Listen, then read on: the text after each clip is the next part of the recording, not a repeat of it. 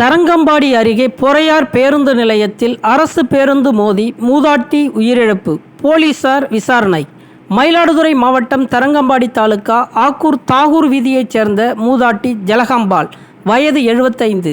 இவர் பொறையாறில் உள்ள தன் மகள் வீட்டிற்கு சென்றுவிட்டு மீண்டும் ஆக்கூர் செல்வதற்காக இன்று காலை பொறையார் பேருந்து நிலையத்திற்குள் வந்து மயிலாடுதுறையிலிருந்து பொறையார் பேருந்து நிலையம் வந்த A27B என்ற எண் கொண்ட அரசு பேருந்து எதிர்பாராத விதமாக மூதாட்டியின் மீது மோதியதில் பேருந்தின் பின்சக்கரத்தில் சிக்கி மூதாட்டி பரிதாபமாக உயிரிழந்தார்.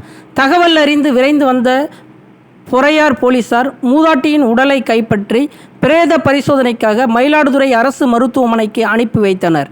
மேலும் இச்சம்பவம் குறித்து போலீசார் விசாரணை மேற்கொண்டு வருகின்றனர்.